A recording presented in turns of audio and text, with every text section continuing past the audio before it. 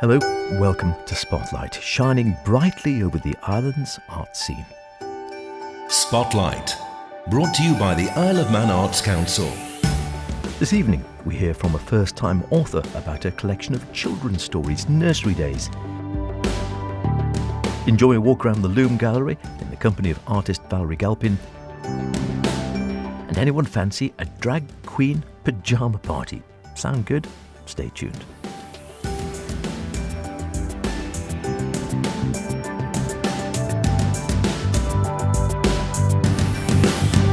Remember, do get in touch with any creative artistic endeavours you might be involved in, planning, hoping to create, or would really like to, shout it out, put in the spotlight. Poetic, theatrical, musical, literary, sculpture, drag, of course. Got some today, mime, social media, punk, all the others. Get in touch, email me, spotlight@manxradio.com, or Howard Kane with an E, Caine @manxradio.com. Love to hear from you. Anything goes, as long as it's artistic, we will feature you if we can. But you've got to get in touch. So who doesn't remember the stories they read, or even had read them, perhaps even better, as a young child? The good ones stay with you for life. They certainly did in my case. I could recite most of them off to you now even. And I'm sure that's what author Sarah Woodley is hoping for with her first ever collection of classic stories, Nursery Days, written under her maiden name of Sarah Harris. The stories celebrate resilience, creativity, the power of small acts of kindness, all the good things. When Sarah dropped into the Spotlight studio, she told me it had all started out as a lockdown project. So I was looking to be a bit more creative, having time, as we all were. We were furloughed from the nursery at the time, and I wanted to put something on the Facebook page. So I did one or two stories, and people were saying, "Oh, they're really good. Are you going to write any more?" And I actually sort of wanted to, because we were blessed with really good weather, if you remember. It was gorgeous. So I was sitting outside and just, what can I do? I sort of wanted to help in a way. I know that sounds a bit daft, but I was like, do you know what? I'd like to write stories about the children and, do you know, what happens in people's lives and maybe doesn't happen. And also it was maybe encouraging them, because obviously a lot of the children didn't necessarily want to wear masks, because I know it was mainly adults. And I just kept writing stories. And then when COVID was over, I sent them to about 6 publishers in the end. I didn't do anything straight away because I didn't feel confident that... I liked the books, but I wasn't too confident anyway. So it was actually back last year, a little South Cardiff company got in touch with me, Sean, from... I don't know if I'm allowed to advertise, Jelly Bean Candy Store, and they're a little independent company, and he was really interested in partnering with me to try and get the book out there. So even then I was, I don't know, will it sell? But we're up to almost 100 now through not really advertising, so mainly to people that know me, friends and family. So yeah.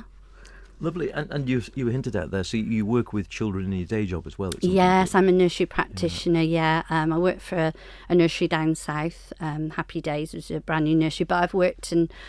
since I came to the island, I've worked in the art nursery, I've worked Little Rascals, Butterflies, Tiddlywinks, various different places. And in the UK, after I was made redundant from the UK civil service, our church at the time was looking for somebody to work in a playgroup, and it fitted in with my son. I mean, my son's 34 now, but at the time, so he was 4. So got into it that way and took exams, and I was a deputy, worked with special needs children.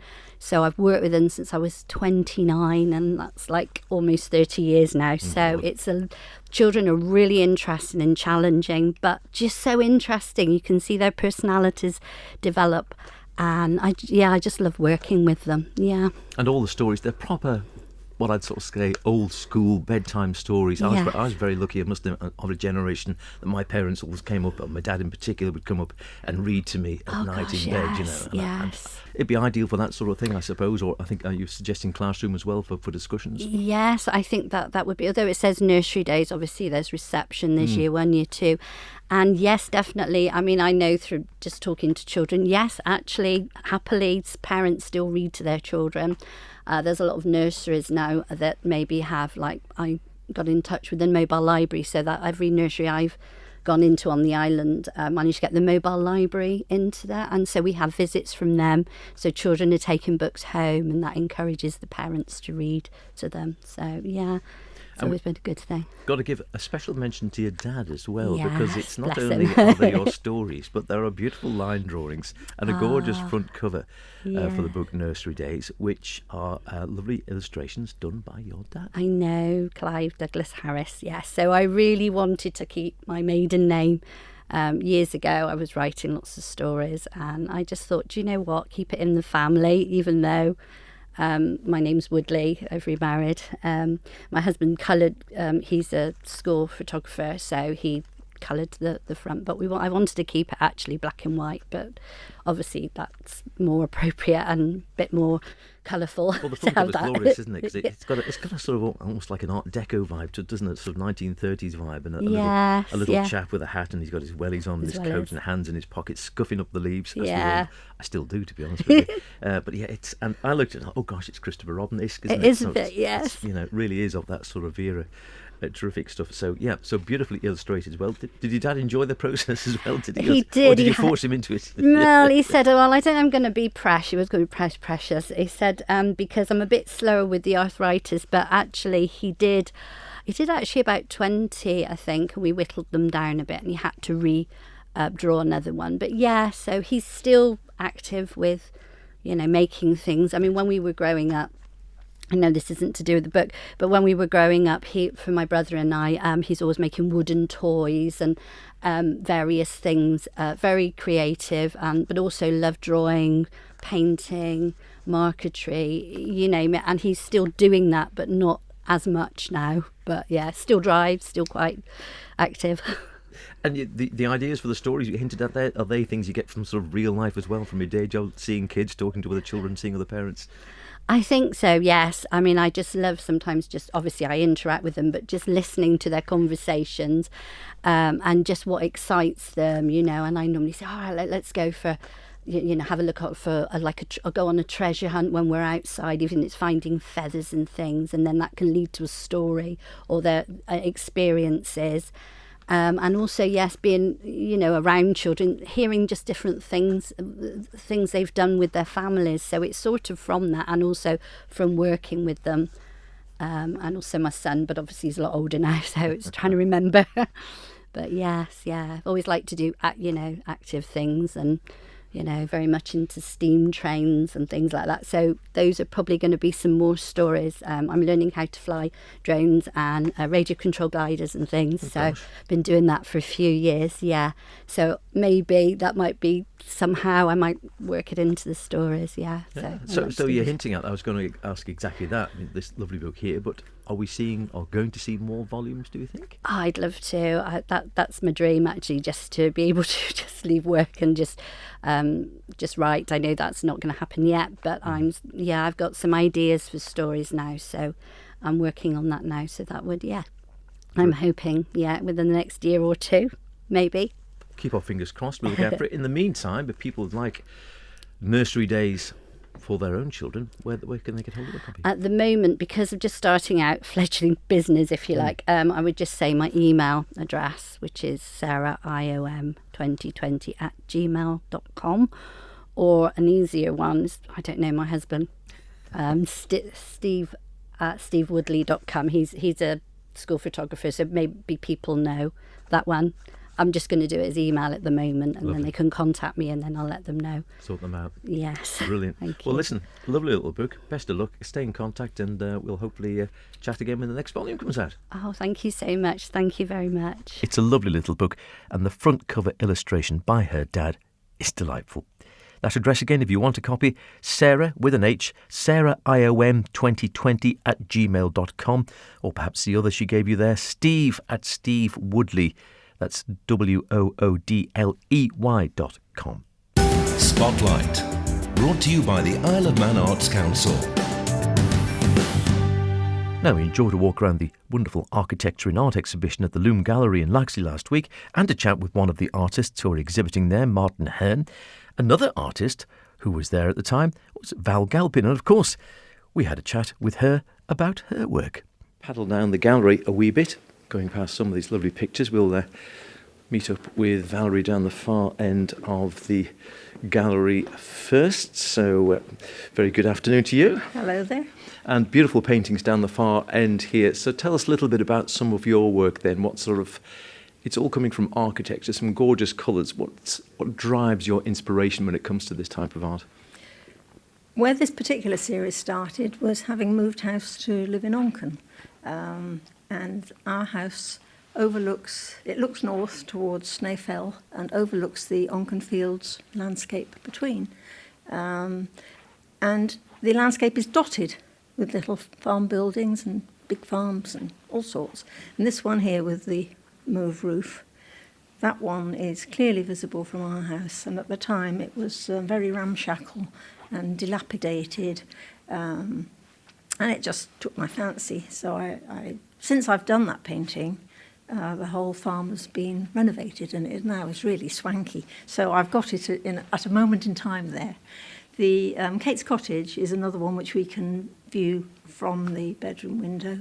And of course, with those landscapes, you've got the changing light all the time. So sometimes we get the sunrise over here, and that lights up things from this window. And at the same time, the light over to the west, there's a storm coming in. So this window is grey, green and misty, and this one is pink, yellow and summery. And it's lovely. I can lie in bed for hours just watching it. So I started with those. This one was a house that we'd lived in. But I started with them quite literally, what I could see and what was there. And gradually I started to abstract them from their landscape and try and get the structure of the buildings in the atmosphere of the Isle of Man. That's really where I'm going. And so as we go through them, they get, I don't know, and they start off, these big ones, then the far end, onto the big ones. And with them, the buildings were there, but the tone of the backgrounds or what surrounds them isn't as they first started. They sometimes, or what I've done subsequently is I just go out with a car and take pictures of farm buildings. They don't have to be close. I can get them on the tele lens and just, again, abstract them from their surroundings and make what I will of it. So these might have started off with a bright blue sky and green grass, but that isn't saying what I want to say about the buildings. And so there's layer upon layer of translucent oil paint mixed with wax is what my medium is. And eventually, after several layers, I'll be happy, and that's pretty well where we get to. And that's the method normally you work from photographs you've taken rather than going out with a sketch pad or such like? Yeah, I have tried the en plein air, but it doesn't suit me. I don't know. I think I'm too, these days, I used to be able to paint fast and loose and in the wet, but these days I'm more meditative about the whole thing. I think it's come with age, and I just like to think about it as I do it and contemplate it. And sometimes I have to have two on the go to, keep me going. But so I think there's 14 or 15 here, and as I say, they gradually get less and less detailed. And this one here, this was the final. These two, I think, were the final two in this particular series. And this one is called Above the Tree Line, which so many of these little cottages were. Yeah, absolutely. And then this one is just the weather coming in over those farm buildings there. But when I like to get them, the Tholtons make me really unhappy. I hate seeing Tholtons in the landscape because it's like we've neglected the people. Their history is gone. Whereas if you've still got a roof on it and there's something going on there, I just feel more happy about those. So I know what you mean. I haven't painted Tholtons yet. Some people find them romantic, but I don't. They're sad to me, really sad. I always think there's a sort of an aura of sadness about them. You think someone's closed the door for the last time, and they've sat there and just faded away in a way, which seems a great pity. I love the large canvases at the far end of the gallery are very striking. And again, you've got a lot of these. There's three with a sort of what I'd call sort of autumnal and sort of, again, the sort of quite bleak looking, really dark skies, and then one with a really vibrant yellow sky. Yeah. Gorgeous. And I like these ones here again, they're this one or two of them, again, have a feeling. I sort of looked at, oh gosh, it's almost sort of Hopper-esque in a way. It's that sort of feeling of sort of sitting in a sort of quite stark, as you say, and quite a foreboding sky behind, and that feeling of, what lies just beyond the frame, as it were. Yes. It's a wonderful feeling about that. Take all the rubbish out of it, all the ancillary bits and pieces which aren't relevant to it, yeah. I did a series before of old people, and I did the same thing with them. So they were pictures I generally snapped from a car driving through a town. And a lot of them were people on benches, but their body language I found fascinating. And if you take the background out and just concentrate on that, I really enjoyed painting those. Beautiful. And as you say, that the sort of the quality, people often talk about the quality of light on the Isle of Man, and you were mentioning earlier on this idea of depending, what time of day, what time of year, you get very different lights and colours and shades. Yes, all these places would look completely different on a different day, yeah. There's just some beautiful colours in those paintings, really autumnal. I loved one with a vibrant, bright yellow sky by Valerie. The exhibition runs through until the 9th of November. There's a wonderful spread of styles, and the 4 artists to enjoy, of course, Valerie, Martin, Ronnie Doyle and Stephen Dimmler. While you're in Laxey, you might like to think about popping into a party. Not any old party, I should say, but what's billed as a drag queen pyjama party. It's taking place at the Laxey Working Men's Institute on the 12th of this month, namely this coming Saturday. Organisers Owen Atkinson, a.k.a. Fenella Beach, and Ashton Gibson, a.k.a. Nona Binary, told me it was going to be a lot of fun, a chance for everyone to dress up and embrace their inner child. But whilst it's been called a sleepover, they were keen to point out guests won't actually be spending the night there. You're not actually sleeping over there, are you? No, it's sleepover themed, but you can't actually stay overnight. So it's just going to be a very cute camp little slumber party, little pyjama party. We're going to have a show, we're going to have games, but you do have to leave by 11. So where does the inspiration for this come from? Is it something you've sort of seen before elsewhere, or is it something a bit unique? So we've seen we went to see actually Chapel Roan, who's this musician that we really loved last year, and she always themes her concerts, and one of the themes that she had was slumber party, and we thought it was just super cute, and then we were remembering about doing pyjama parties in your teens and going to slumber parties, and we thought, wouldn't that be such a camp theme for a drag show, and why not do it in Laxey?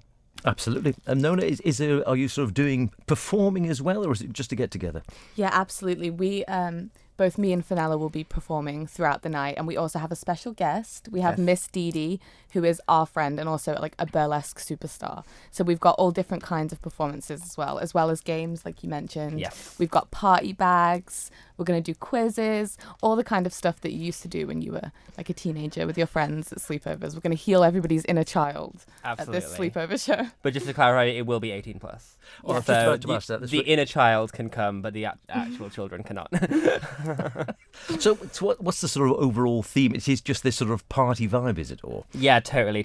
So it's going to be it's just going to be very cutesy, very camp. We're going to have a little best dressed moment. So obviously you can wear whatever the hell you want as a guest, as an attendee, but we're encouraging pajamas. For the pyjama party, people, from their, from a cute little robe to, your ex's old t-shirt or hoodie that you sleep in, or just you can glam it up as well. A little bit of sparkle is always welcome. Whatever makes you feel comfortable and makes you feel cute and makes you feel like you're hanging out with all your friends, because that's what it's going to be like. And I see mention of pillow fights. Yes, so that is that will be incorporated into our performance in some We will place. leave some things a mystery, but Yes. rest assured that they are coming. Yeah, totally. So very cute, very camp. And what about is it sort of with regards to food or drink or whatever? Is it none of that, or is it bring your own, or how's that working? Yes, so it's the Working Men's Institute in Laxey is not a licensed venue, so it's just a bring your own alcohol. So anyone can bring a bottle. We obviously can't sell any, but there is a co-op around the corner, so people can pick stuff up when they get to Laxey, or they can bring their own there. Obviously, you don't have to drink if you don't want to, and we're timing it as well around buses as well, so you can get yourself back to Ramsey or Douglas after the show. Oh, perfect. So it's just thinking more broadly, because we haven't had a chat for a while about the sort of drag scene. What's been happening then since we last had a chat? Because I know it's always something going on. Has the scene, you think, been expanding? Or you think is it something a bit different? How's it been going over the last few months? We've just been Yeah, we've just been having we've been putting on little things here and there. We've actually been to a couple of craft fairs to sell, because Nona here makes jewelry. So I've been selling. I've got t-shirts, and you've been selling your jewelry.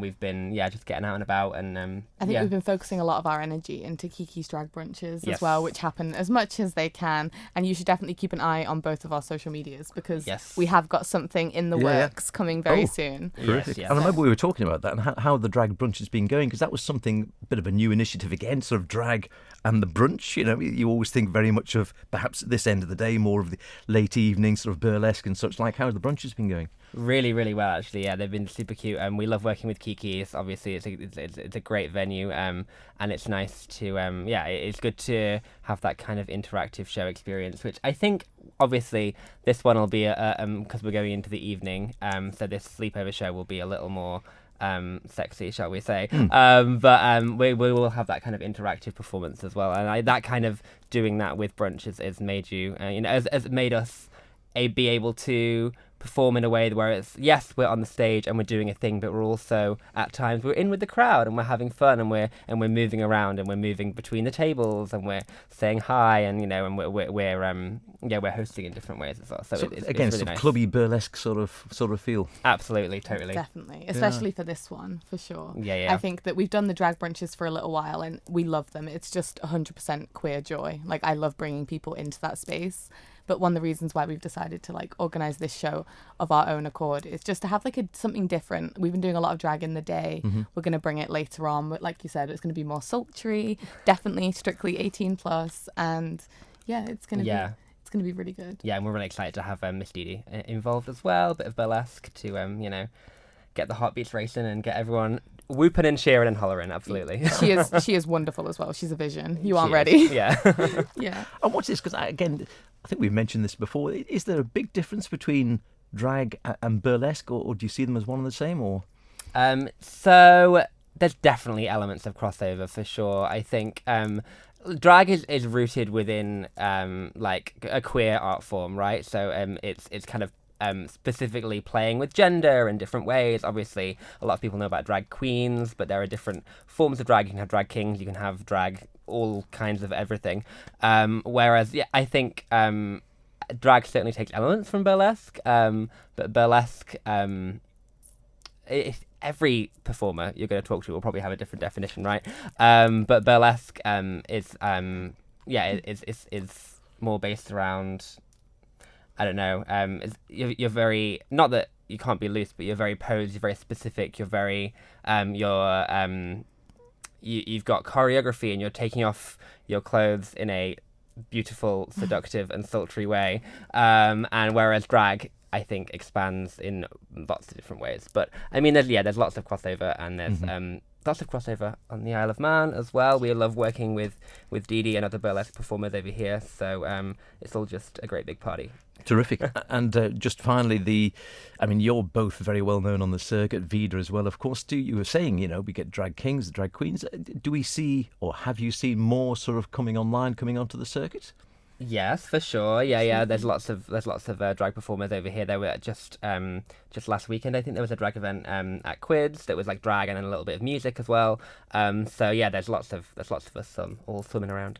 And also when we were doing craft markets, quite a lot of people came up to us and discussed that they had seen us and then wanted to do it themselves, which is always it's always the win, isn't it? Yeah. All I really want is to be able to bring it to people who are younger than me, and then they will bring it to people who are younger than me, and then it will carry on and it will carry on. Yeah. I think the best way to learn anything about drag is to talk to people who have been doing it for a long time. You got to trust your queer elders, which feels crazy because I'm 23, but But I guess it's probably doing, as you say, doing that first one that people sort of saying, I fancy doing this, but perhaps haven't had the balls to, cross over the Rubicon and actually do it. Doing your first act must always be a bit like, whoa. I needed a big push, I think, from Fenella at the beginning, because I knew that I had it in me, but I just didn't have the confidence, I think. And it's really difficult to be in front of people and to be vulnerable about your gender and about yourself and about your body. Yeah, it's very exposing, isn't it, in many ways? 100%. But then you also hear, once people get going, it's very empowering. Yeah, absolutely. Yeah. I definitely have a better relationship with myself since becoming a drag queen, and I encourage almost everybody to try. Yeah, it's a lot of fun. Promise. We swear. Do you reckon everyone's got an inner queen? I think that everybody should try at least once. Why not? Have fun, dress up, wear sparkles, put on a wig. It won't kill you. Yeah. Everyone should wear sequins, definitely. That 100%. at least I can agree with.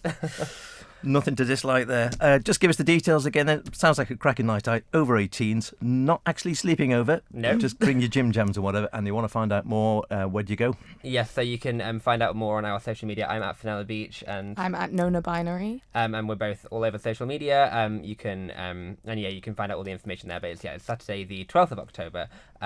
Doors will be opening at 8 p.m. Great catching up, and we'll speak to you next time. Thank Lovely you so much. to speak to you. Thank you so much. It's going to be colourful, it's going to be cheeky, fun, almost certainly saucy. If that sounds like you, that's your Saturday night sorted. Just time to remind you about the Accidental Authors Creative Writing Competition. We spoke to Rob Cowley, of course, about his latest non-profit-making enterprise for 6 to 13-year-olds a couple of weeks back here on Spotlight. There's still time to get involved. It runs for just over another week to the 18th of October. Details: you can email Rob manxman57@live.com or find him on Facebook. And along with the cash prize, the winners will also see their stories in print, as Rob explained. We'll have the stories running until the 18th of October. I have to find a couple of judges to judge them. Then we will announce the winners in early November. And then there'll be a little gap while we get them all into the books and printed off. So that in probably, I'd love it to be ready for Christmas, but I suspect it's going to be early January.